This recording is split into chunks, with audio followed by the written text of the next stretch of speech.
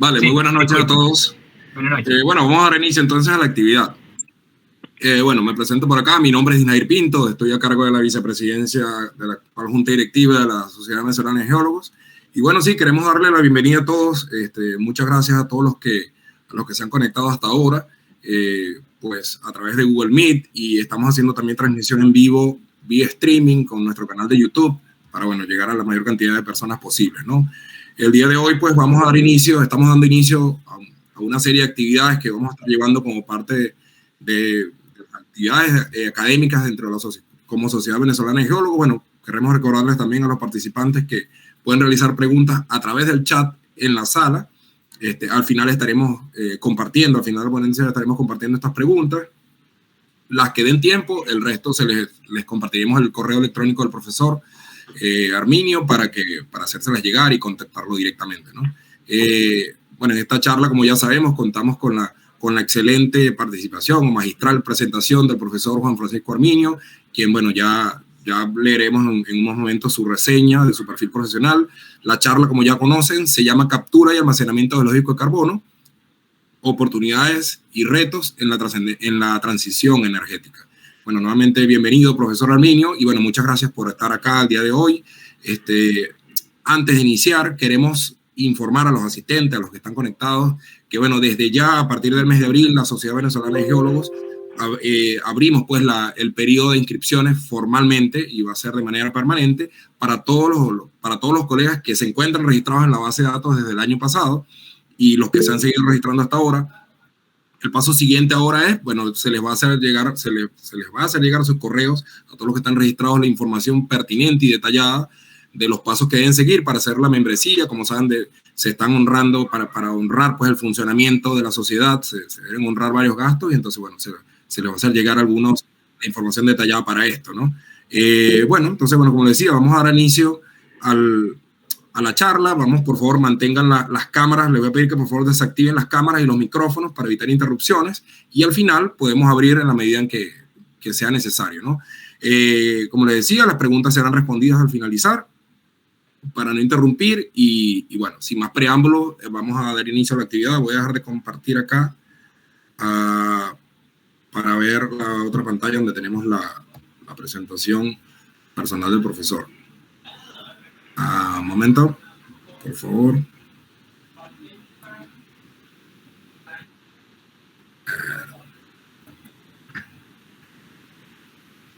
Bueno, vamos a transmitir desde acá.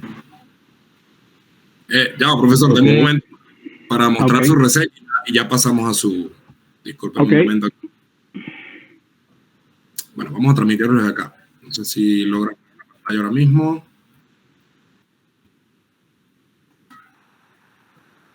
Logran ver la pantalla allí, ¿verdad? Sí. Sí, correcto. Sí. Perfecto. Voy a mostrarlo acá para ir un poco más rápido. Bueno, como ya sabemos, pues, el profesor Juan Francisco, pues, es nuestro ponente al día de hoy. Desarrolló su carrera con PDVSA, inicialmente con Maravén, en producción y exploración en la cuenca de Maracaibo, y en PDVSA CBP y PDVSA Exploración Posteriormente participó en la campaña exploratoria para Pacific Stratos Energy y Pacific Exploración y Producción en Colombia, como gerente de proyectos de exploración. Es profesor actualmente, hace varios años, asociado para el Departamento de Ciencias de la Tierra en la Universidad Simón Bolívar, y asesor principal de U3 Explorer en Houston. Fue secretario de la Sociedad Venezolana de Geólogos y actualmente es delegado de la APG para Latinoamérica y el Caribe. Entonces, bueno, los dejamos acá entonces ya con el profesor Juan Francisco. Bueno, chévere, gracias, Dinair. Y gracias a todos. Bien interesante la asistencia hoy. Déjenme, voy a salir de pantalla entonces a compartirla. Y creo que ya casi estamos listos. Voy a compartir. Ya la estás viendo, ¿no?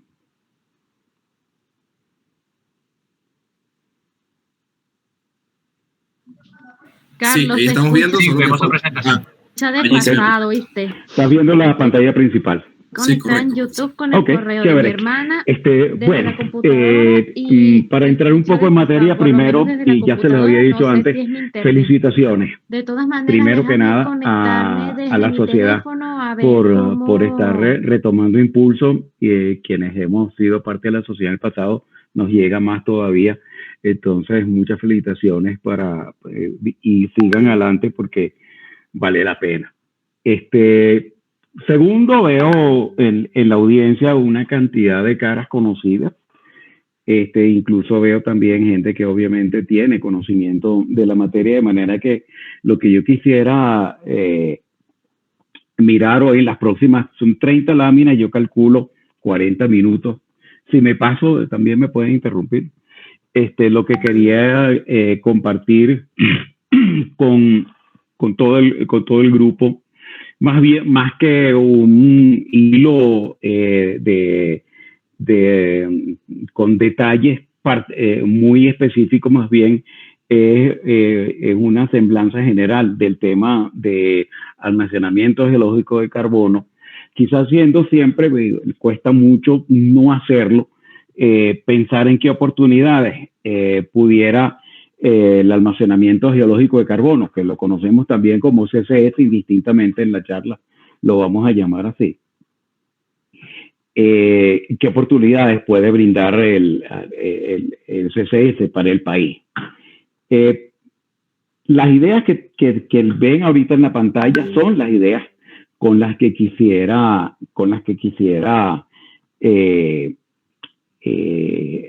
quedarme al final de la presentación. Primero, que CCS es un actor principal en las metas globales de carbonización que ahorita mismo son parte de nuestro escenario.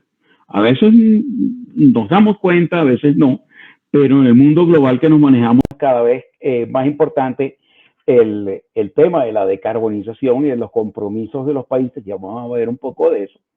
Y el CCS es definitivamente un actor principal, y ya también vamos a ver ¿por qué? Porque incluso a eso se le puede poner números. Otro punto que quiero dejar en claro es que siendo Venezuela un país que tiene tantos recursos de hidrocarburos,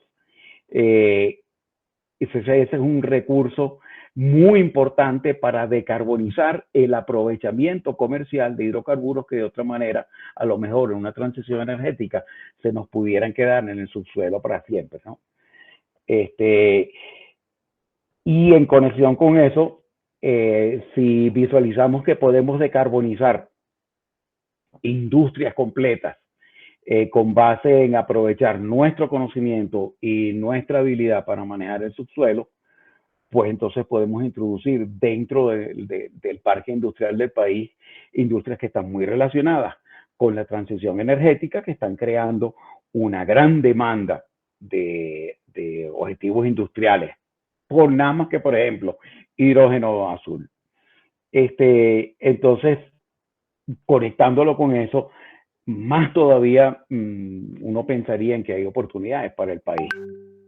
Obviamente, debido a cosas que vamos a ver y que ya ustedes seguramente le vinieron a la mente, tenemos en Venezuela una cantidad de ventajas competitivas para aprovechar el almacenamiento geológico de carbono.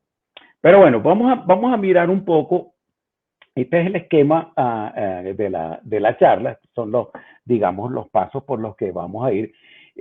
Primero que nada, vamos a ver realmente sobre las metas de la decarbonización y por qué.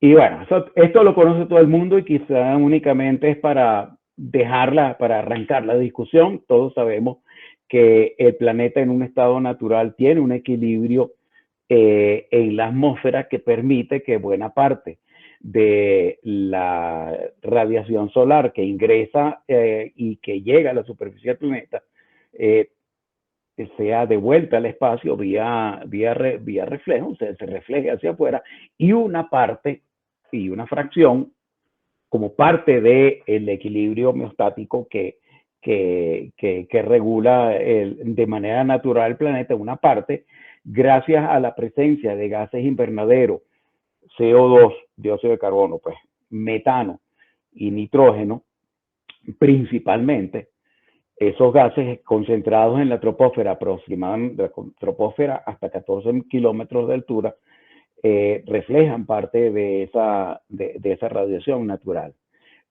En un estado natural, las cosas, la temperatura tiende a regularse. Obviamente hay ciclos climáticos, no vamos a entrar en ello en este momento. Pero el caso es que también puede haber un estado alterado del planeta en el que los gases invernaderos son mucho más abundantes y la reflexión de la radiación hacia la superficie sea mucho mayor y se produzca un efecto de calentamiento global, que no es lo mismo que cambio climático, son dos cosas distintas. Aquí calentamiento global, cuando lo lleguemos a mencionar en la charla, es precisamente el estado alterado donde se produce un calentamiento que es esencialmente inducido por fuentes antropogénicas. Para controlarlas, y debido a que ya en la matriz mundial de opinión hay todo un caudal de información y un caudal de reacciones sociales y políticas al problema del calentamiento. Para ponerlo en corto, estamos en presencia de una sociedad que de manera consciente y de manera explícita ya está embarcada en compromisos de decarbonización para decarbonizar las industrias, decarbonizar la atmósfera.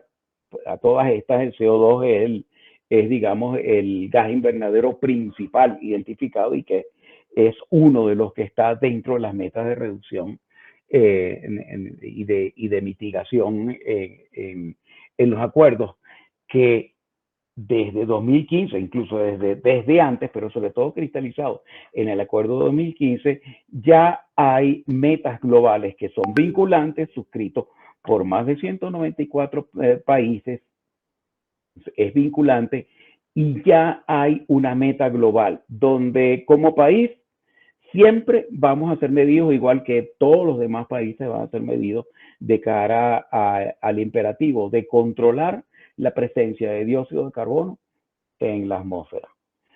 El Acuerdo de París lo dice, la meta del Acuerdo de París es esencialmente mantener el calentamiento que se viene registrando del año 1750, que por ahora es aproximadamente unos 1.8 grados centígrados respecto al inicio de la era industrial, mantener ese calentamiento para el año, para mitad de siglo, en no más de 1.5 y preferentemente 2 grados. Hay un área gris, no es tema de discusión aquí, pero el hecho es que hay una meta clara en el sentido de cuál es el rango a donde se debe o donde se quiere apuntar.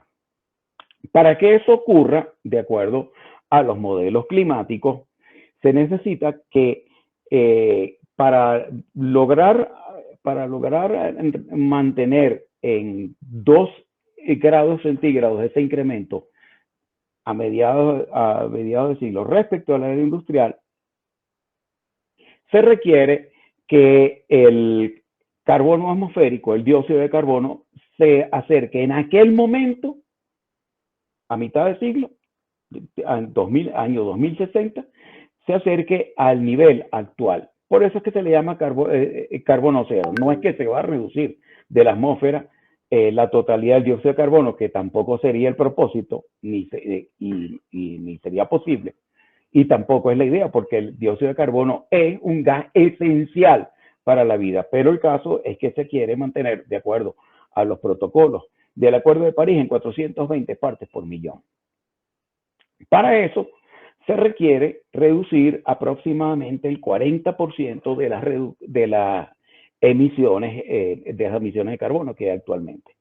Para hacerlo, y de acuerdo a los cálculos, a las estimaciones del escenario de desarrollo sostenible de la IEA, de la Agencia Internacional de Energía, se requeriría una participación en la decarbonización global del almacenamiento geológico de carbono, lo pueden ver en el gráfico, de aproximadamente 8.000 megatoneladas anuales de CO2. Eso es, antes de seguir con el gráfico, quiero aclarar el por qué es importante el escenario de desarrollo sostenible de la IEA. Esencialmente, es el agente elegido por los países signatarios del Acuerdo de París para fijar precisamente esas metas. Dicho esto, entonces, podemos ver que dentro de las metas, en la gráfica se observa una escala negativa porque se trata de la cantidad de CO2 que no se emitiría respecto al momento actual. Y en esas metas, ya les había llamado la atención que para el 2070, el escenario de desarrollo sostenible, se llama desarrollo sostenible porque es el escenario donde se logra la meta de decarbonización fijada hasta ahora. Vaya, si este gráfico es informativo, lo es porque hay dos franjas que llaman mucho la atención. La franja anaranjada, que es la del almacenamiento geológico, o CCS, que requiere esos hitos numéricos que pueden ver ustedes en la gráfica. Actualmente se está enterrando globalmente 40 millones de toneladas. Para el 2030 el escenario requeriría que se enterraran 800, se procesaran y se enterraran 800 millones de toneladas por año y 8.000 millones de toneladas por año, o sea, 10 veces más para el año 2070. Si lo comparan con la franja verde, verán que es bastante parecida. Y lo interesante es que la franja verde es la participación en la decarbonización de la generación energética por las energías renovables, hidroeléctrica, viento y solar, que son las que esencialmente capturan la imaginación de todo el mundo cuando habla de decarbonización. Y casi nadie habla que dentro del escenario sostenible, la participación del almacenamiento geológico es casi tan grande como la de viento solar e hidroeléctrica, lo cual de por sí viene el punto lo traigo porque esto de alguna manera pone una presión en la ejecución de los proyectos de decarbonización, no solamente en los países industriales, sino en todo el mundo, y vamos a ver por qué. Por lo pronto vamos a repasar un momento qué es lo que es el almacenamiento de carbono, pero en una charla a la Sociedad de Geólogos, pues seguramente ustedes mismos me podrían contar muy bien de qué se trata. Todo el mundo sabe que hay espacio poroso de considerables dimensiones en las cuencas sedimentarias donde es posible inyectar fluidos. De hecho, fluidos se han estado inyectando hasta ahora y hay la tecnología de sobra para hacerlo. En este caso, el almacenamiento se produce bajo un esquema de inyección a presión del CO2 en una fase semilíquida o pseudolíquida. Se trata de llevar el CO2, que usualmente, como todo el mundo sabe, está en estado gaseoso, a un estado supercrítico a más de 31 grados centígrados de una presión de más de 1100 PSI. Eso ocurre usualmente en el subsuelo por debajo de los 3.000 pies, lo cual es una casualidad bien interesante, porque es una profundidad que todos sabemos aquí, que es bastante manejable desde el punto de vista de ingeniería. Todos los que hemos estado en el mundo de la perforación sabemos que 3.000 pies es facilísimo de alcanzar y que el rango operativo en el subsuelo en todas partes del mundo está justamente entre la superficie y unos buenos 18.000 pies de profundidad. Pues mira, el rango donde se mantiene en fase pseudolíquida el CO2, que es la fase óptima para su almacenamiento seguro y permanente, es una profundidad bastante alcanzable. Principal elemento geológico, por supuesto, el reservorio, pero otro elemento geológico principal es el sello litológico, que usualmente quienes hemos tenido que ver con el mundo de la exploración, lo conocemos, algunas veces hasta lo damos por sentado, pero que en el caso del almacenamiento de CCS, almacenamiento comercial de carbono, el control y el conocimiento del sello requiere obviamente parámetros adicionales de conocimiento y de control, porque precisamente el sello puede ser uno de los riesgos que ahora vamos a ver. Pero bueno, a todas estas que estamos mirando, que desde el punto de vista práctico, el almacenamiento de carbono tiene pros y también tiene contras. Y ya lo están viendo a la izquierda.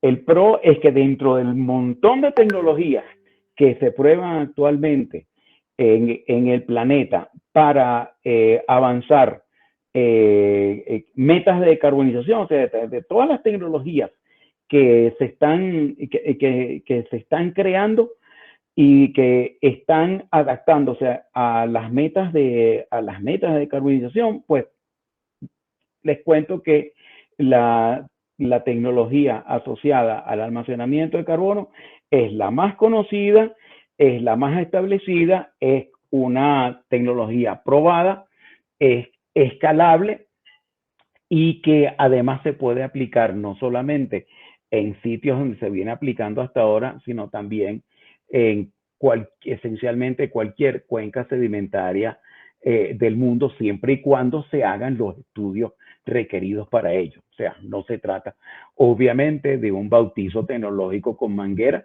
sino de algo que requiere muchísimo cuidado y muchísimo trabajo técnico.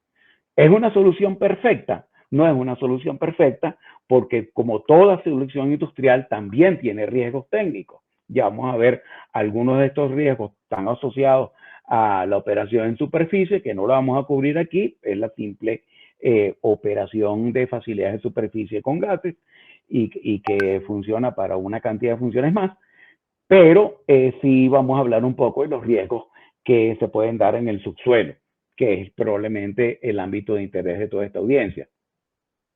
También hay riesgos financieros porque es un proceso bastante caro y es además, y aquí hay una diferencia con los proyectos exploratorios convencionales, son proyectos de muy largo plazo, donde las previsiones para el almacenamiento seguro se tienen que llevar más allá de 50 años y usualmente los modelos se están haciendo a 100 años de distancia. Respecto al mecanismo en sí, y aquí me paro un poco para discutirlo, el mecanismo de entrampamiento es un poco más complicado que el que lo conocemos para los hidrocarburos, porque realmente podemos hablar de dos mecanismos distintos. Uno es estructural, el fluido siempre va a tratar de migrar estructura arriba, crea una, por decirlo así, una pluma, es el término que se usa en la industria para el fenómeno, a través de las perforaciones, el pseudolíquido inyectado, y de manera natural buena parte tiende a migrar en estado líquido y también en estado gaseoso porque se producen cambios en el subsuelo y tanto gas como líquido tienden a irse arriba de la superficie, arriba de la estructura. Esa migración se produce en la escala de las décadas y de los cientos de años. Y es también otro de los factores que hay que considerar. Los tiempos en los proyectos que uno conoce usualmente son proyectos de años. Aquí estamos hablando de escalas de décadas. Hay otro proceso de entrampamiento que es el entrampamiento gravitacional. Parte de ese fluido denso se tiende a decantar hacia el fondo de la estructura, de manera que cuando inyectamos CO2 en el subsuelo en estado pseudolíquido, pues entonces tenemos dos vías distintas de avance de la pluma, una hacia arriba y una hacia abajo esencialmente. Y eso es en buena parte lo que se modela, eso y las reacciones, por supuesto, que ese CO2 tiene con los elementos minerales del subsuelo. ¿Qué es lo que es básicamente de lo que vamos a tratar en esta lámina? Porque no es solamente que el fluido simplemente viaja y se queda en el espacio poroso, sino que al ser un fluido tan particular como el dióxido de carbono, este tiende a fijarse de varias maneras distintas dentro del subsuelo, no solamente por capilaridad y por imbibición, que son los mecanismos fundamentales. Imbibición simplemente la migración del fluido al espacio poroso, a la entrada del espacio poroso, desplazando parte del agua de la formación, y buena parte, podemos decir, del CO2 es retenido en el subsuelo bajo ese proceso de imbibición, que es el que más o menos uno conocería naturalmente cuando habla de inyección de gas o cuando habla de inyección de agua en el subsuelo.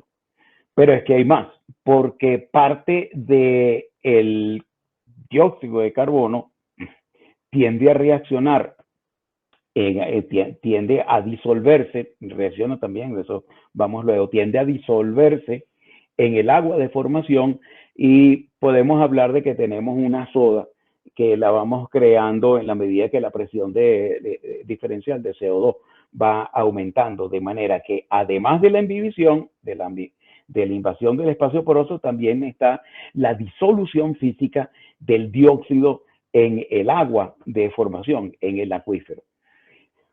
Pero las reacciones más interesantes son las que tienen que ver con la reacción ácida con la roca almacén. Y aquí se abren muchísimos escenarios de posibilidad, porque todo va a depender de la mineralogía que el CO2 se consiga en su suelo. O sea, ¿cuál es la mineralogía de la roca reservorio? Sí, típicamente los reservorios son calizas, más frecuentemente son arenas, y las arenas tienen minerales acompañantes, arcillas, plagioclasa, cantidad de componentes minerales que cada uno de ellos va a reaccionar de una manera distinta. Buena parte del CO2, desde el punto de vista de almacenamiento, queda usualmente, y cuando digo usualmente, eso también requiere modelamiento, y queda fijado vía reacción química con los diferentes elementos minerales. En otras palabras, los átomos de carbono quedan fijos para siempre de manera segura en la textura mineral de la roca. Chévere. Lo que puede ocurrir es que algunas veces, y para eso también se requiere mucho conocimiento, puede ocurrir que obtengamos el efecto contrario, y que la reacción del CO2 con los minerales de la roca dé lugar a taponamiento del espacio poroso, y en ese sentido la calidad de la roca se nos vaya perdiendo. Eso ya se sabe que puede ocurrir, y en un proyecto ocurrió, y eso es algo que tiene que tomarse en cuenta. Por eso el modelado petrofísico y mineralógico del reservorio es fundamentalísimo para el desarrollo de los proyectos CCS. Y finalmente, bueno, la capilaridad, que es la adhesión del carbono residual a los granos, que es básicamente como, digamos, podemos compararlo al petróleo muerto que va quedando en la medida que la migración secundaria del sistema petrolero tiene lugar, y el petróleo va migrando y va dejando adherido por presión capilar una cantidad volumétrica de petróleo que lo podemos llamar petróleo muerto, petróleo residual, y de la misma manera el carbono también va a dejar en su migración una estela de carbono residual que queda almacenado de una vez y es parte de la fórmula volumétrica del proceso. Les había comentado que sí, ahí el proceso como tal, por supuesto que tiene que tener riesgos, todo proceso industrial lo tiene. En el caso del almacenamiento geológico, obviamente la integridad del sello es uno de los factores principales. El otro factor principal es la merma de la calidad de la roca reservorio, por lo que contamos antes. Y también los demás riesgos están listados en la lista de la derecha. Los otros riesgos que se consideran y que se requieren conocer a nivel del modelado tienen que ver con un sello lateral que sea inadecuado, un problema de justaposición, la concentración de geoesfuerzos en ciertos puntos particulares de la estructura que pueden dar lugar a su fracturamiento, y también problemas de modelamiento donde no consigamos que, y no queremos llegar a eso, inyectar en un reservorio que pensamos que es continuo, pero que nuestro modelo geológico no era tan completo y resulta que el reservorio no es tan continuo como pensábamos, lo cual se va a parecer un poco a la pérdida de calidad de roca. ¿A dónde vas a inyectar si resulta que tu reservorio no estaba bien modelado? Y por último, también otro riesgo geológico es la sismicidad inducida. Es harto conocido que la inyección de fluidos en el subsuelo, sobre todo a profundidades someras, puede dar lugar a sismicidad inducida. Sabemos que no son terremotos desastrosos, pero sí son eventos sísmicos de cierta magnitud que requieren un cuidado, un modelado y una adaptación y una previsión prudente al respecto. Sobre todo porque la sismicidad inducida es un factor que llama muchísimo la atención a nivel de opinión pública. Riesgos operacionales en el subsuelo también los pueden adivinar, la integridad de los pozos. En algunos proyectos se trata de pozos nuevos recién perforados, en otros se trata de aprovechar pozos que ya estuvieron perforados antes, a lo mejor en campos maduros, y por supuesto se tiene que aplicar los más estrictos protocolos que todos conocemos en la industria para el aislamiento de vía cemento y vía revestimiento y aceros especiales de los pozos como tal, de manera que los acuíferos que haya que proteger se protegen y los acuíferos que haya que inyectar se inyecten adecuadamente. En otras palabras, hay que aplicar los mismos elementos de prudencia y los mismos elementos de seguridad operacional que se aplican actualmente en la industria cuando hablamos de perforación para otros propósitos. Desde el punto de vista conceptual, también hay cositas nuevas que nos trae el almacenamiento en el subsuelo. Solamente y por diversión, en algún momento se nos ocurrió que se parecía un poco, que estamos, al estar tratando con almacenamiento en el subsuelo, pues estamos tratando con elementos que son de alguna manera parecidos al sistema petrolero, pero por supuesto el sistema almacenador tiene otros nombres y tiene otros elementos. Podemos hablar del mismo terreno de juego que es la cuenca sedimentaria, en vez de un sistema petrolero hablar de un sistema de presión, en lugar de un play exploratorio que es la geología del prospecto, podemos hablar de un play de almacenamiento, es la geología del almacén que estamos visualizando. Podemos hablar de prospectos y de leads. De hecho, ya se está hablando y ya en el Mar del Norte hay mapeado cualquier cantidad de leads para efectos de licitación para después volver los prospectos. De alguna manera está evolucionando la industria bajo las mismas líneas de la industria de hidrocarburos, pero para concebir la regulación de un sistema almacenador. Bueno, en esta lámina lo que quería era simplemente dejarles un marco conceptual de referencia. Otra pregunta que haría un geólogo, yo la haría enseguida. Ajá, ok, pero ahí hay cama para tanta gente. Hay realmente espacio poroso en las cuencas mundiales como para almacenar todas las metas de almacenamiento que prevén los modelos del IPCC y el escenario de desarrollo sustentable. Bueno, la respuesta en corto es sí. Ya hay estudios realizados publicados prácticamente después de 2015. Dos de ellos están referenciados en la base de la lámina. Esencialmente se han conceptualizado de 1.200 cuencas que existen, que se han contado, y se han trabajado 764. Por temas de accesibilidad, todas las terrestres, y por temas de accesibilidad también parte de las cuencas costa afuera, dentro de una franja de menos de 300, bajo un filtro de menos de 300 metros de agua y a menos 300 kilómetros de la costa.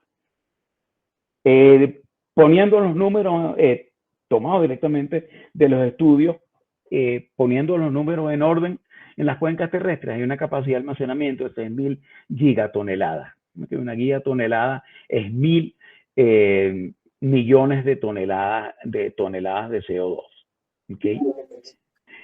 Y en las áreas costa afuera que pasan el filtro, pongamos que hay unas 2.000 gigatoneladas para unas 8.000 gigatoneladas de capacidad de almacenamiento. Gigatoneladas generalmente se usa para hablar del CO2 de toda la... de cantidades muy grandes, de la generación completa del planeta, etcétera. Megatoneladas es para la escala industrial. Bueno, fíjense que si la meta que contempla el escenario de desarrollo sustentable hasta el 2070 es de 300 gigatoneladas, pues sí hay espacio, conceptualmente lo hay.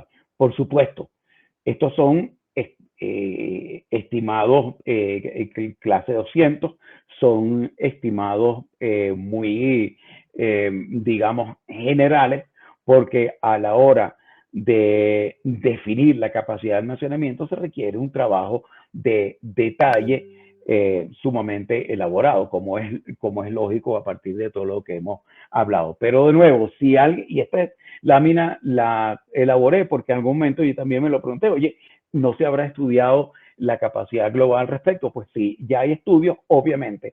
Un estudio, si fuéramos a pensar en el país, se necesitaría un estudio de esta misma categoría, a un nivel de detalle un poco mayor, para hacer una evaluación general de la capacidad de almacenamiento de nuestras cuencas también, para tener una referencia.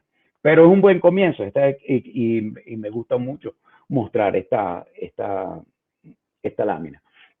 Esta otra es simplemente también para, igual que comparamos el sistema petrolero con un sistema de almacenamiento, de alguna manera también ya está surgiendo la necesidad, y fíjense que he preguntado a colegas y he preguntado gente de Canadá y de Estados Unidos, y todavía no se avanza a elaborar un sistema de clasificación del espacio poroso de almacenamiento que siga más o menos las mismas líneas del sistema de certificación de reservas que conocemos todos para hidrocarburos. Pero ojo, ya eso viene en camino, ya hay gente como los autores de la base de la lámina, Fraley, Copernic, Tucker, que en 2 trabajos distintos ya están proponiendo y están impulsando el que, igual que tenemos recursos de reservas de hidrocarburos, tengamos capacidad probada de hidrocarburos, igual que hay recursos contingentes,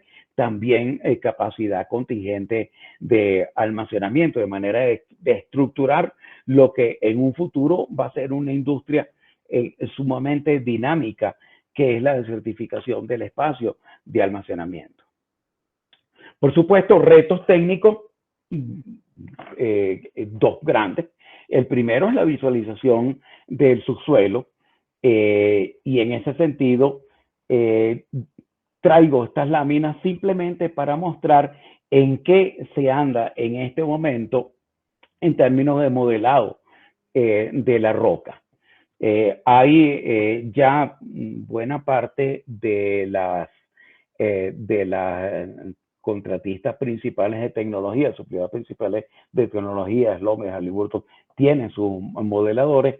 Aquí hay unas láminas cortesía de TINAF que ilustran cómo a escala de pozo se realiza el modelado. Obviamente no puedo entrar en los detalles, además todos nos aburriríamos porque no es el propósito de la charla, pero podemos ver cómo ese mecanismo de entrampamiento que veíamos antes de manera conceptual, ahora en un pozo en el Mar del Norte, en el campo Troll, el modelado indica de qué manera se comporta el fluido, tanto en estado gaseoso, la lámina, la barajita del medio, como en solución arriba. Y sobre todo, muy importante, el modelo geodinámico el modelo geomecánico de presiones a escala muy local para anticiparse a posibles resquebrajamientos, a posibles fracturamientos indeseados de la roca. ¿En qué se termina? El proceso termina con mapas de riesgo donde se superimponen diversos factores de análisis. Siempre son distintos para cada situación. En este caso, uno de los factores de riesgo principales es la distancia a las fallas, de manera que se hacen mapas semáforos, pero con el sistema a partir del modelado. El otro mundo muy interesante también, y que es una frontera donde probablemente en Venezuela se puede aportar mucho por el conocimiento de geofísica que se tiene, es el monitoreo. Y hay cualquier cantidad de metodologías. Aquí traigo en esta lámina únicamente 3 ejemplos. El primero, ya se lo habrán imaginado, la sísmica 4D. Esta es en la izquierda, hay imágenes en tiempo, fotografías en tiempo del avance de la pluma de CO2 en uno de los yacimientos de inyección más viejos que existen. Desde el año 1994, el campus Leibniz, se le empezó a inyectar CO2, y es uno de los casos más emblemáticos de cómo se ha usado la sísmica 4D. Otra técnica que se utiliza es el magnetotelúrico, obviamente siempre 3D. El método magnetotelúrico, la imagen número 2 que está arriba, corresponde a un proyecto piloto en el norte en el norte de España, esencialmente sedimentos similares a la cuenca del Mar del Norte. Y la tercera imagen que ven, que está abajo y a la derecha, es un modelo satelital de mucha precisión. Ahí el desnivel, digamos, el relieve medido es prácticamente en centímetros, y responde a la deformación superficial de la cuenca en la medida en que las presiones inducidas empiezan a actuar sobre los sellos y estos empiezan a actuar sobre la cobertura. Entonces, a través de modelos satelitales de elevación y a través de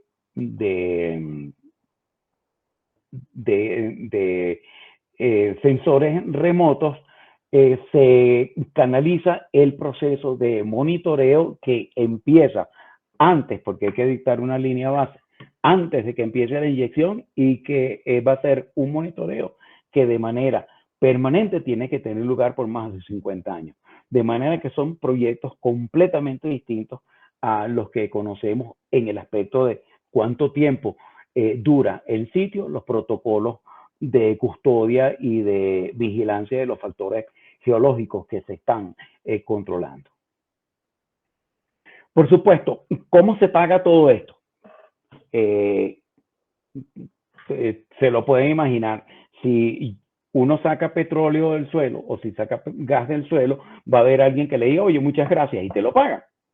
De manera que la extracción es un modelo que todo el mundo conoce hasta ahora. Pero ¿cómo hacemos para entonces obtener un beneficio económico para que sea siquiera rentable y quede en tablas económicas la inyección de dióxido de carbono en su suelo? ¿Cómo lo podemos hacer comercial? Bueno, en la lámina trata de reflejar, de ilustrar un primer modelo comercial, que es el que conocemos como source to sink, o fuente a almacén, donde un emisor industrial, una corriente industrial, puede ser una planta de biocombustible, una planta de generación térmica, una refinería, una petroquímica, una fábrica de fertilizantes, o últimamente están surgiendo con mucho ímpetu el hidrógeno a partir de hidrocarburos, sea gas o sea crudo.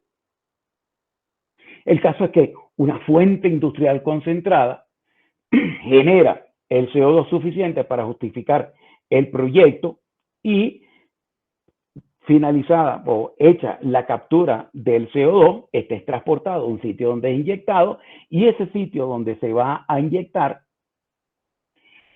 puede funcionar bajo dos aspectos distintos, que los he de alguna manera resaltado con los números.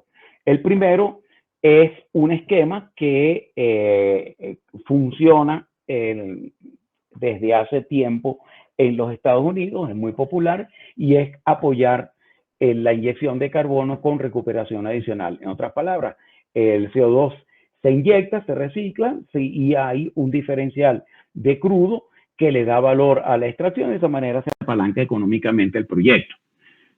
Otra manera es no inyectar para EOR, sino inyectar en un yacimiento que ya está completamente depletado, simplemente aprovechar la infraestructura, o incluso perforar un acuífero regional, de los que podemos conocer en todas las cuencas del mundo, salino, que no tenga ninguna otra actividad comercial y que no tenga ninguna interferencia con la actividad humana ni el ambiente, y en ese acuífero regional, pues hacer la inyección del CO2. En este caso, pues el apalancamiento de la recuperación adicional no existe. Y tienes que buscar mecanismos de financiamiento en la economía de carbono a través de subsidios, a través de bonos, a través de certificados, a través de compensación, lo que se llaman carbon offsets. Yo, en vez de pagar un impuesto, financio un proyecto. Por ahí va la cosa. De manera que bajo este modelo de Source to Sink hay en este momento hay activos como unos 30 proyectos. No más, unos 38 proyectos, ya los vamos a ver ahora. Bajo este modelo, la mayoría de los proyectos son rentables en la medida que se apalancan con recuperación adicional de crudo. Y eso es un punto de atención para un país como el nuestro, con las condiciones que le conocemos. El segundo modelo está tomando mucho auge en el norte de Europa. En la lámina, las etiquetas amarillas tienen el nombre del proyecto, también se indican las compañías que están involucradas.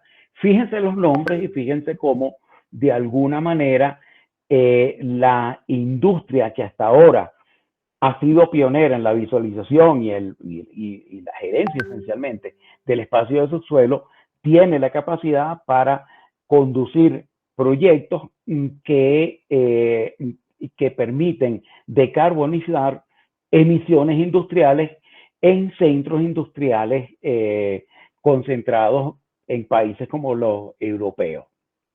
Este esquema es distinto porque, en vez de ser una fuente única, una planta única que surte uno o dos yacimientos para inyectar el CO2, la cosa aquí es distinta. La idea es concentrar el flujo industrial de CO2 de diversas industrias, o sea, buscar fuentes industriales diversificadas, recolectar el CO2, hacer acopio del CO2, concentrarlo en sitios específicos y desde ahí transportarlo y almacenarlo, hacer el almacenamiento subterráneo. El primero de esos proyectos se llama Northern Lights, es un proyecto de Equinor, Shell y Total, es un proyecto bandera en Noruega, es quizá el que ha servido como de proyecto piloto para muchas cosas. Tuvo muchos retrasos regulatorios, pueden creer eso, para arrancarlo, pero ya está por iniciar la inyección de gas en el campo Troll a partir de fuentes industriales de la bahía de Oslo, que concentran y llevan al estado semicrítico el CO2 y lo transportan por barco a un punto concentrado en la costa, un punto concentrador en la costa de Noruega, y de ahí es bombeado por tubo hasta que es inyectado en el subsuelo. El mismo esquema, exactamente el mismo, lo ha adoptado Ineos y Wintershall, Shell y Air Liquide en Holanda y en Dinamarca, que son los proyectos Greensand y Porthos.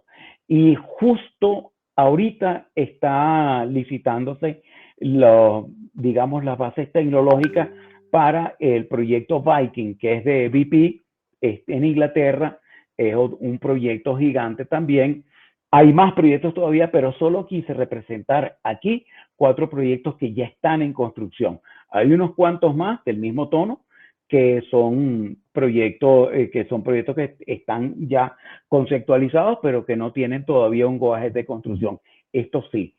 Y este es un esquema que llama mucho la atención porque hace economías de escala, ya desvincula la viabilidad comercial del proyecto de una sola fuente, ya son varias fuentes industriales que son acopiadas y que se almacenan bajo el criterio de un servicio a tercero, donde yo recibo tu carbono, tú como industria tienes que pagar un impuesto, si no decarbonizas tu producción, yo te resuelvo el problema, me pagas el servicio como un tercero y yo me encargo de hacer el almacenamiento subterráneo aplicando las tecnologías que toque. Entonces son 2 maneras distintas de manejar la concepción del almacenamiento subterráneo. Por supuesto, tenemos retos y los retos son grandes porque la historia de los proyectos CCS tampoco ha sido una luna de miel permanente. En el gráfico de la izquierda pueden ver con las barras, de colores, la cantidad de proyectos activos. Y fíjense que durante un lapso del 2012 hasta el 2015, prácticamente, o el 2016, prácticamente hubo una declinación en el número de proyectos activos. La curva negra, la curva quebrada, representa el número de proyectos cancelados, es la escala vertical de la derecha, y pueden ver cómo hubo un pico de proyectos fallidos, de cancelaciones de proyectos, cuyas principales causas, y la lista está en la derecha, las principales causas de las cancelaciones fueron factores financieros, caída de los precios del crudo porque estaban apalancados con IOR, con recuperación adicional, problemas en el cumplimiento de los financiamientos, también problemas técnicos para escalar los proyectos porque los costos en un momento dado se les disparaban al tratarlos de escalar, es un tema de diseño tecnológico. También porque hubo en algunos casos tasas de inyección por debajo de las que se habían previsto. De allí se aprendieron cosas a nivel de modelado. Por eso es que es tan importante el cerebro técnico detrás de esto y por eso es tan importante la oportunidad que se nos abre para aprovechar los conocimientos que se tienen en la industria y en las universidades venezolanas y no venezolanas también. Y también, sobre todo, el lentecimiento, retrasos causados por matrices de opinión, porque de alguna manera en la época o en la era de la información hay mucha desinformación. Y en sectores de la sociedad, sobre todo en países desarrollados, hay líneas de opinión que perciben a la captura, al CCS, como un factor que va a legitimar a los combustibles fósiles por siempre. En muchas mentes el deseo es el de terminar con el uso de los combustibles fósiles de la noche a la mañana, lo cual jamás va a ocurrir, y además lo que no perciben es que más bien CCS permite decarbonizar justamente esa extracción. De manera que hay problemas de matriz de opinión, hay también carencias de las empresas en relacionarse en el relacionamiento social. Suspensiones por factores geológicos realmente ha habido poco. Hay un proyecto en Argelia que está amarrado a una planta de gas gigantesca que tuvo problemas la imagen que mostré, la imagen satélite que mostré era justamente el proyecto, tuvo problemas de abombamiento que dieron lugar a retrasar la inyección hasta establecer si podía quebrarse o no el sello. Pero esta es una situación donde el problema se anticipó con mucha antelación y nunca llegó a ocurrir una ruptura del sello. Y el proyecto tiene parte suspendida en análisis técnico. Y también pérdida de calidad de roca, como no, el proyecto Gorgon en Australia, que también fue suspendido un tiempo por las reacciones minerales que deterioran la calidad de roca. Pero los retrasos principales se han observado más que todo por demoras legislativas y por temas regulatorios, porque parte de los procesos de inyección no necesariamente están completados, están contemplados en las normativas locales.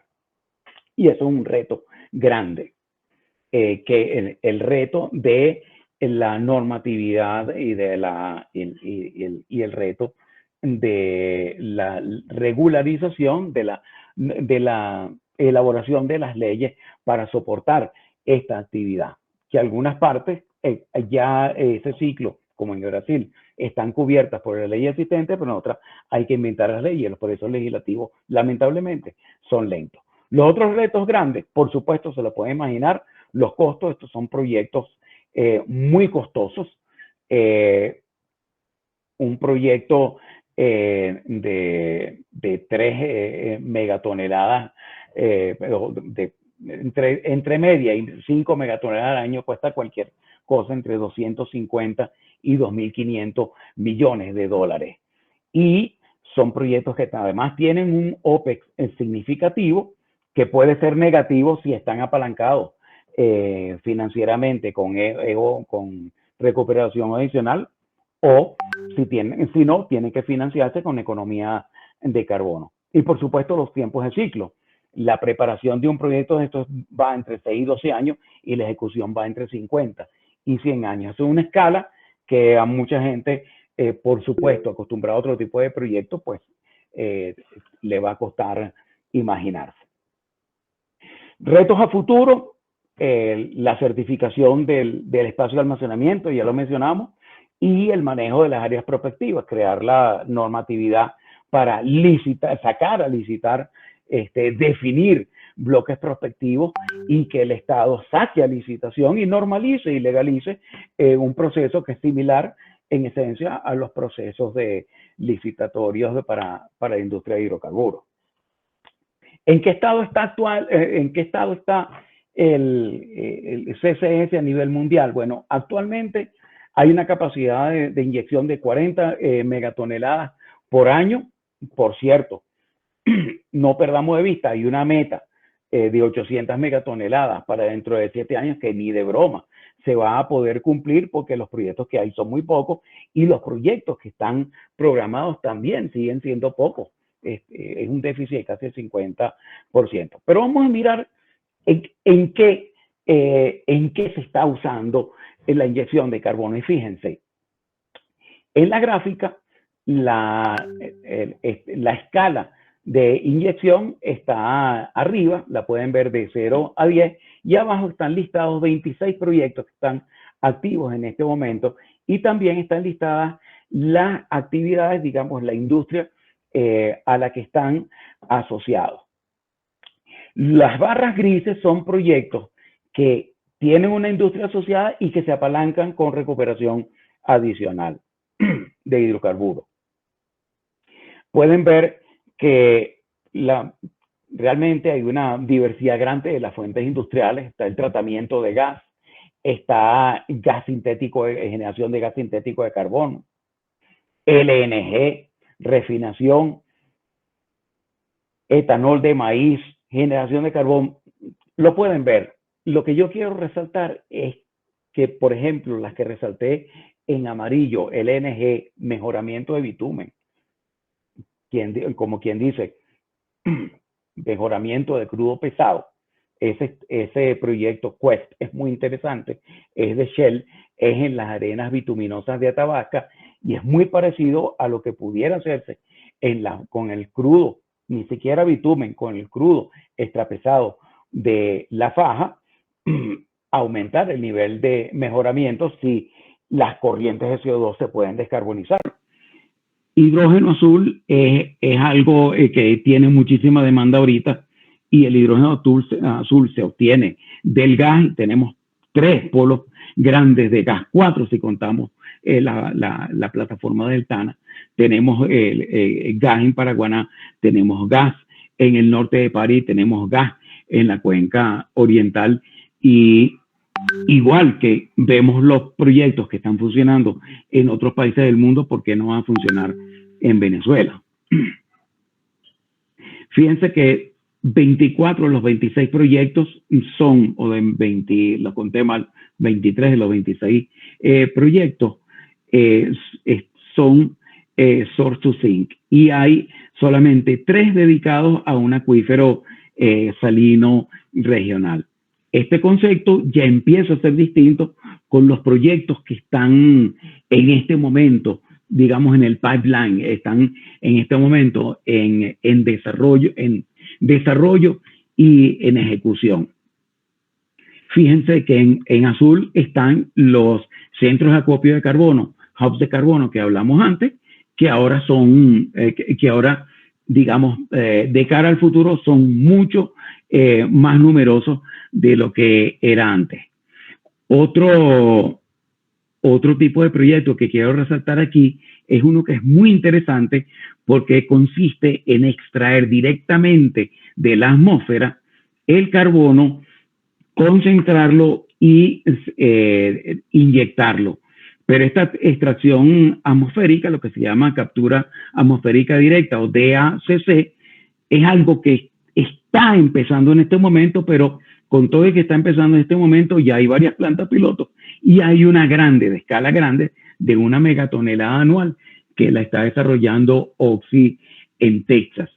Ese es un horizonte muy interesante porque se puede tratar de fuentes de decarbonización directa que no necesitan estar amarradas a ningún centro industrial y que se pueden apalancar con recuperación adicional. Entonces, para terminar, ¿cuáles son, digamos, qué oportunidades puede pensar uno para Venezuela? Primero que todo, y lo quiero comentar aquí, es que ni siquiera vale la excusa que he escuchado a alguna gente. No, es que Venezuela casi no genera CO2, entonces, ¿por qué no nos vamos a ocupar de eso? No. Es que en la opinión pública mundial ya se sabe que nosotros somos un generador importante de dióxido de carbono. Y fíjense en dónde estamos. La flechita amarilla está señalando a la posición de Venezuela, que muy a propósito la puse de color vino tinto, donde estamos al mismo nivel de un país que es pionero en el tratamiento, que es pionero en la captura de carbono, como es Holanda, por todo lo que acabamos de explicar. Entonces, es que vamos a tener, si no la sentimos como país, vamos a sentir una gran presión para descarbonizarnos. Entonces, bueno, estas serían las conclusiones que quisiera dejar en el aire. Ya llevo 57 minutos, disculpen. Entonces, querría resaltar únicamente que hay un déficit grande de proyectos de captura de carbono, y ese déficit grande de proyectos de captura de carbono va a generar una presión social, una presión política, una presión financiera, sobre todo política, para financiar más proyectos de captura en el futuro. Y quería dejar en el aire algunas de las oportunidades que uno puede visualizar a corto plazo y a mediano plazo para CCS. Si tomamos en cuenta todos los elementos que tenemos en el país: abundancia de gas, abundancia de crudos livianos, abundancia de crudos pesados, abundancia de talento, abundancia de conocimiento, abundancia de experiencia industrial, de repente estamos en presencia de una oportunidad muy interesante para crear proyectos industriales de hidrógeno azul, de hidrógeno marrón, o sea, generación de hidrógeno a partir de petróleo, de generación térmica en sitio masiva para exportación, crudo pesado, generando electricidad para exportación y en una manera decarbonizada, en una manera carbono neutral, mejoradores adicionales de crudo faja, centros de carbono para servicio a terceros, algo que a lo mejor se podría hacer a nivel programado a nivel continental. Entonces, bueno, quiero dejar en el aire todas estas oportunidades y la oportunidad que se le brinda al país porque tenemos experticia para aprovechar esta situación. De alguna manera, en un mundo donde hay gente que mira la transición energética prácticamente con recelo, nosotros la deberíamos estar mirando como una oportunidad a futuro. Entonces, bueno, quería llegar hasta acá. Estamos en presencia de un autobús. Nos toca a nosotros decidir si nos montamos. Muchas gracias. 60 minutos exactos. ¡Wow! Muy bien, profesor. Muchísimas gracias. De verdad, muy agradecidos por la ponencia. Bueno, hay unas cuantas preguntas acá en el chat. Vamos a iniciar con... Voy a salirme. Perfecto. Listo, gracias. Vale, muy bien. Bueno, por acá, de las preguntas, iniciamos con... A ver, Giovanni Riviera, buenas noches. Ok, muy bien. Freddy Marín pregunta... Quisiera saber si están estudiadas las reacciones del CO2 con los diferentes minerales que pueden encontrarse en los yacimientos. Sí, lo comenté en una de las láminas. Sí son predecibles la reacción de CO2 con plagioclasa, la reacción de CO2 con piroxeno, la reacción de CO2 con arcillas. Sí, están estudiadas. La petrofísica de CCS es muy específica, y mineralogía y petrofísica van de la mano. Hay herramientas desarrolladas, mejor dicho, no han sido desarrolladas, se han adaptado las herramientas de subsuelo que ya se tienen para CCS, pero sí. Y es un factor fundamental y de hecho es uno de los más críticos cuando se recopila la información existente. Por eso la información de núcleos, la información de muestras de canal, la información de evaluaciones petrofísicas francamente debería ser de dominio público de cara a este tipo de oportunidad que se plantea. Perfecto, profesor. Bueno, varias preguntas acá de uno de los participantes, Juan Carlos Sánchez, aunque bueno, se abrió un debate aquí en el chat, ¿no? Vamos a intentar leerlo y leo las respuestas que hicieron algunos de los compañeros. Acá Juan Carlos Sánchez pregunta, número 1, ¿se dispone de algún orden de magnitud de la capacidad de almacenamiento de CO2 en Venezuela? Y luego pregunta, ¿se ha utilizado el CO2 para recuperación mejorada de petróleo en Venezuela? Y pregunta, ¿dónde? Mauricio Hernández contesta, sí, en Anaco se ha usado. De hecho, hay un caso por allí de una tesis, creo que es de maestría, ¿no? Sí. Luego, nuevamente, Juan Carlos Sánchez pregunta si se conoce alguna locación en particular en Venezuela que en principio se pueda considerar como posiblemente muy apta para proyectos de CCS. Por acá, creo que el profesor que responde acá, ¿no? Bueno, aquí pone... Fui yo. Sí. Y sí, acá dice, bueno, sí, por decir, en teoría cualquiera de los campos petroleros donde se ha producido pudieran actuar como almacenamiento. De hecho, sí, coloca acá justamente que está buscando datos para hacer ejercicios y evaluar las localizaciones particulares aptas para CCS. Entonces, mira, la primera pregunta decía, si se conoce la capacidad de almacenamiento de Venezuela, ¿no? Y en mi opinión, para mí sería un estudio de interés hasta geoestratégico. Creo que se podría nutrir de la academia a través de tesis de grado, se podría nutrir dependiendo de la escala a la que se quiera hacer. Ese es un horizonte de trabajo que a mí me parece que es importantísimo, es hacer el inventario del espacio poroso disponible en el país para eventuales proyectos. Fíjense, es tan importante porque es que sin siquiera saber si hay un proyecto industrial que sea viable, de primero tienes que conocer si tienes o no el espacio para recibir esa corriente de CO2. De manera que eso es un estudio que es realmente esencial y es sumamente, yo diría que es como una necesidad primaria antes de poder hablar cualquier otra cosa. Y es algo realizable porque tenemos el talento, tenemos los recursos, tenemos las universidades, tenemos la gente para hacerlo. Correcto, profesor. Sí, por allí, además del profesor Adrián, menciona pues que, a ver, ¿dónde está Adrián? Sí hay una tesis, ¿cómo no? Hay una tesis que se hizo en ANACO, creo que estuvo el profesor Rafael Falcón relacionado con la tesis.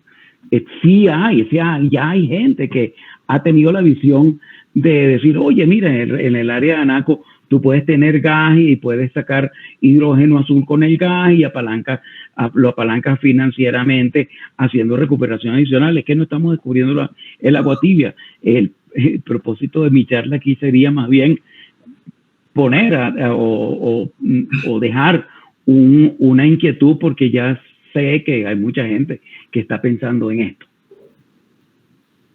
Correcto. Sí, de hecho acá Mauricio menciona sobre la tesis, es una tesis de 2010, menciona acá el nombre, sí dice Milaine Caballero del año 2010, de hecho en Saber UCB está esa tesis, ¿no? Por allí el profesor Adrián menciona que, bueno, la idea es precisamente utilizar el IOR. Juan Carlos menciona nuevamente que sí. Ajá. Mira, Pepe Regueiro acaba de comentar que efectivamente también hasta se hizo una prueba de recuperación mejorada con inyección de CO2 en un campo en el oriente del país. Entonces sí, se trata de rescatar ideas que ya salieron y adaptarlas a los imperativos actuales. Hay una gran necesidad de hidrógeno, o va a haber una gran necesidad de hidrógeno. ¿Cómo nos vamos a posicionar nosotros al respecto?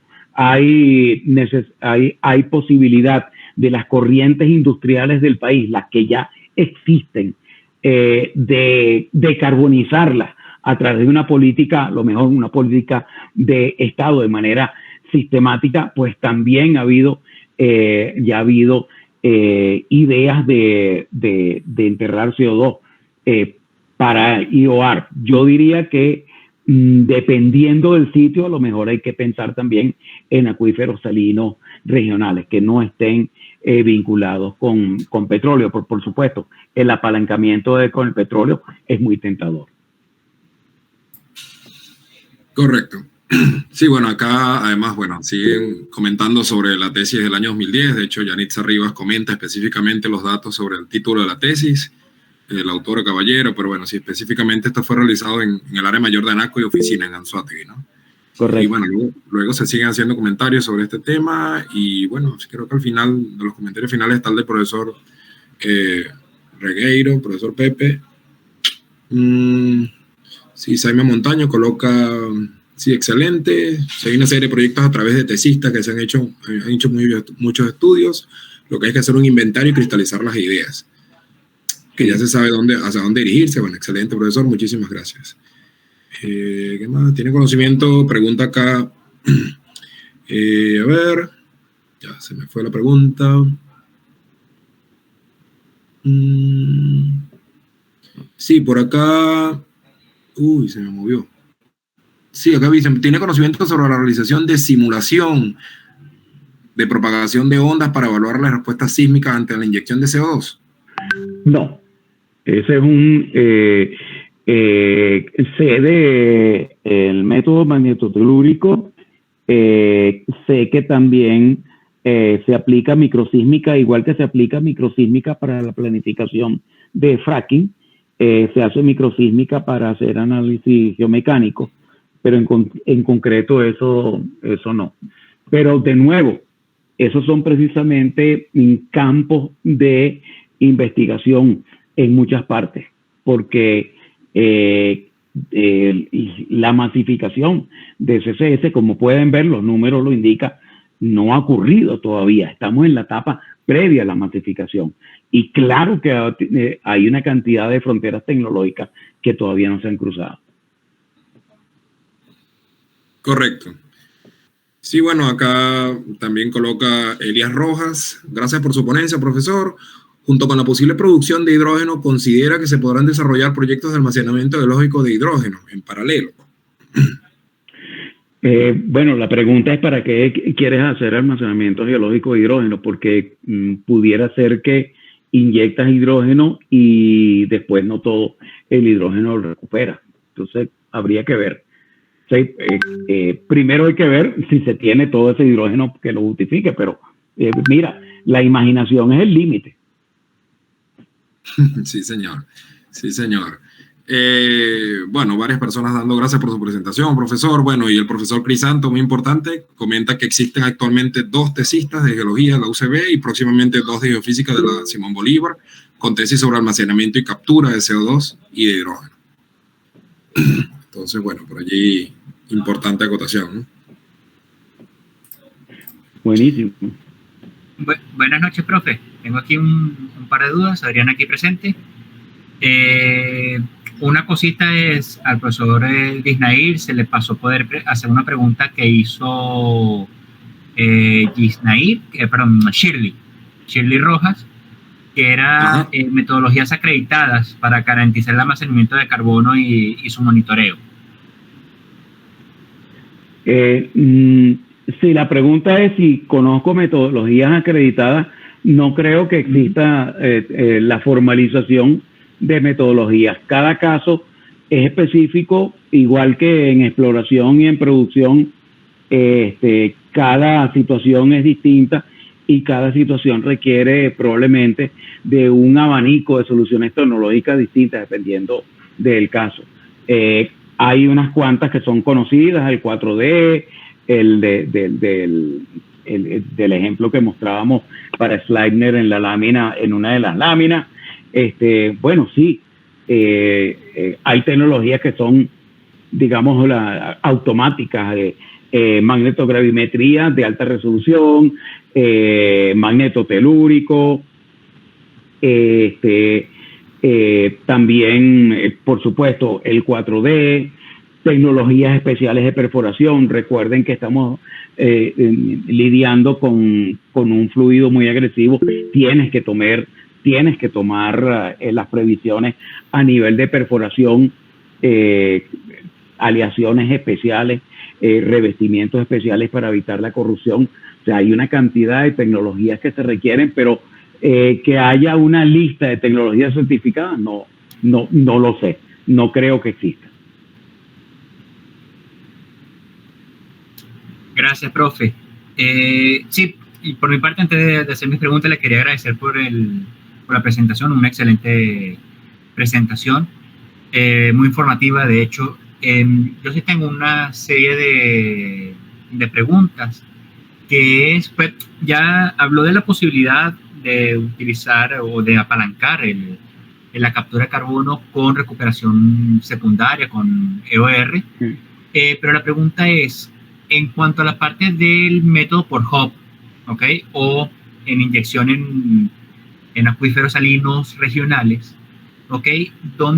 ¿Cómo se pudiera hacer el incentivo precisamente para que sea, o se pueda ver que es monetariamente rentable? Porque estamos viendo que los estudios son muy costosos, son muy complejos, ¿ok?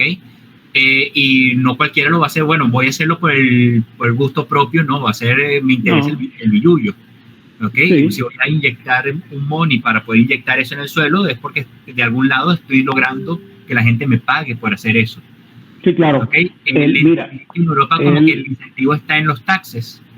El incentivo está en lograr converger. Es como un tema de masa crítica. Tiene que haber incentivos fiscales, tienen que converger incentivos fiscales, tiene que converger disponibilidad de financiamiento vía economía de carbono, que cada vez es cada vez más importante.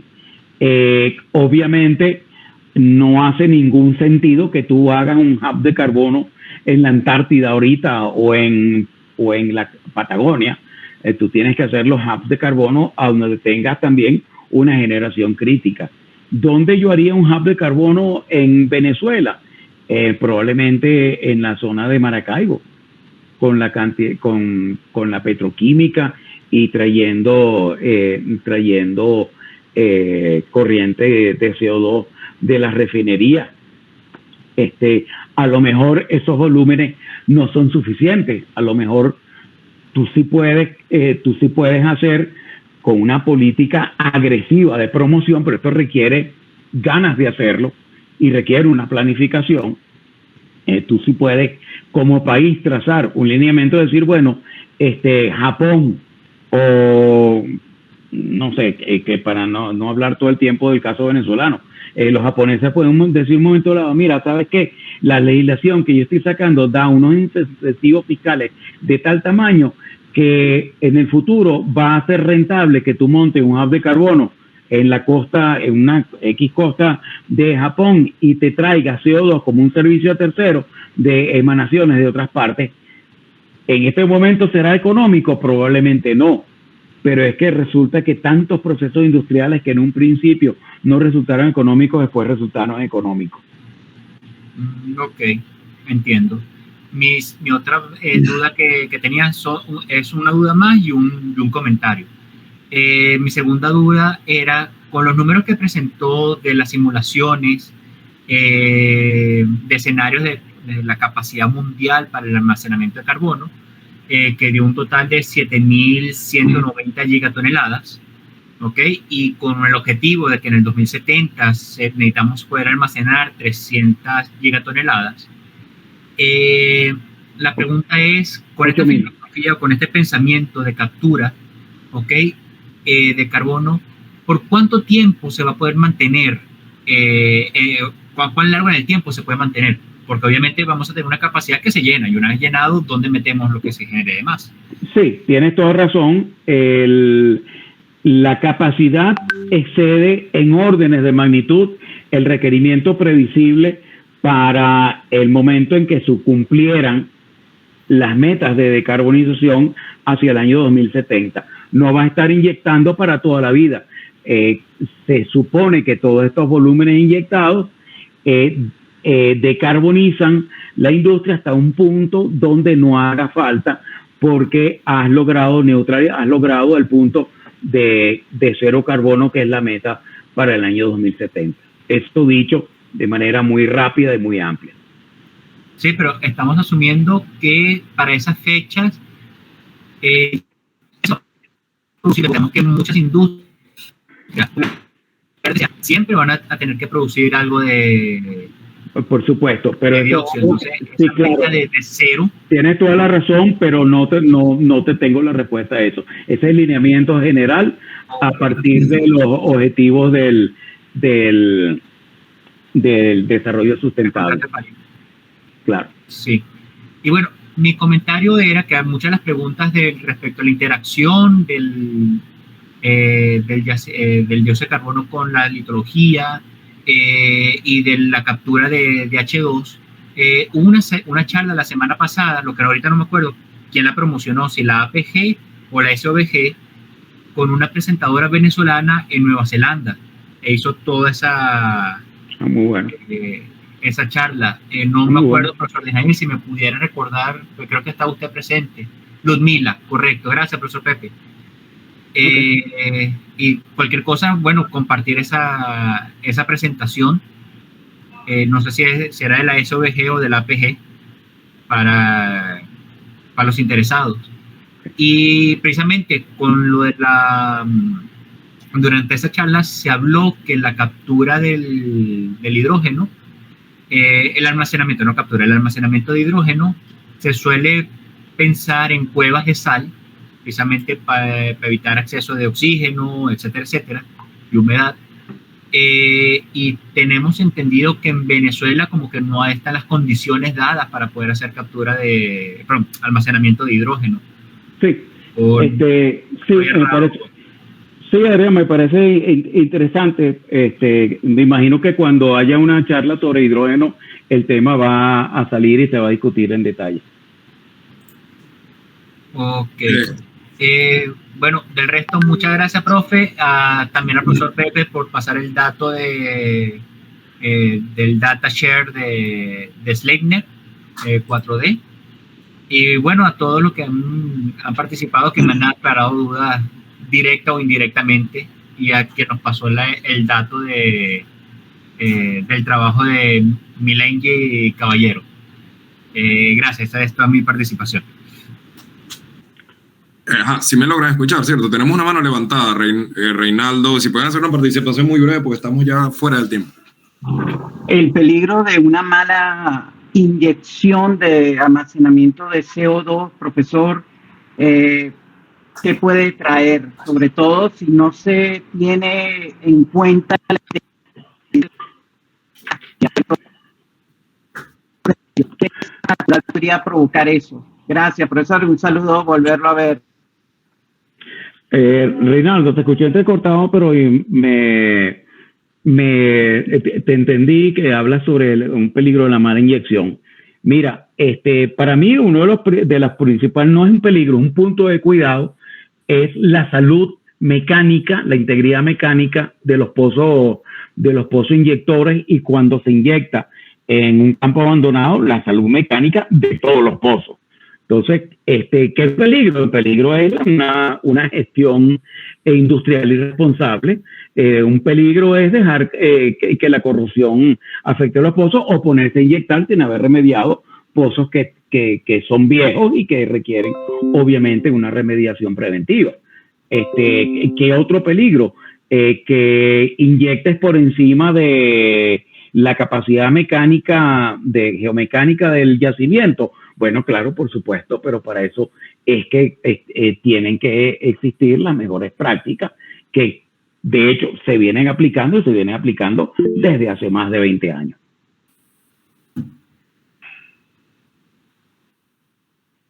Bueno, muy bien. Muchísimas gracias, profesor. No sé si logra ver la pantalla allí, ¿no? Sí, sí la veo. Sí, bueno, nada. Bueno, muchísimas gracias. Bueno, queríamos extenderle un pequeño reconocimiento, profesor, muy agradecido por su participación. Por supuesto, un certificado que le haremos llegar de manera digital por esta ponencia con la que estamos abriendo ciclos de conferencias online como Sociedad Venezolana de Geólogos. Y bueno, muy agradecidos nuevamente, profesor. A la audiencia en general, pues, muchísimas gracias a todos. Recuerden aquí las redes sociales, en el Instagram está el formulario para rellenar los datos para quienes quieran registrarse y formalmente hacerse miembros de la sociedad. Sí. Ahí está el correo electrónico. Y bueno, todos muchísimas gracias, profesor, nuevamente. Mira, mi dirección, bueno, Carlos Sánchez dice que va a compartir mi correo. Bueno, no tengo que su correo electrónico fue compartido en el chat. Perfecto. Para alguna otra pregunta, inquietud directa, ahí está el correo del profesor en el Chévere. chat de las útiles. Chévere. Oye, muchísimas gracias por la invitación. Me gustó muchísimo verlos, así sea en la distancia. Y de nuevo, felicitaciones por el impulso a la sociedad. Buen trabajo y sigan. Bueno, muchísimas gracias. Muchas gracias a todos por la atención y por su tiempo. Y bueno, seguimos en contacto. Muy buenas noches. Bueno, pues, un placer. Gracias, profesores. Hasta luego. Buenas noches. Hasta luego. Buenas noches. Buenas noches.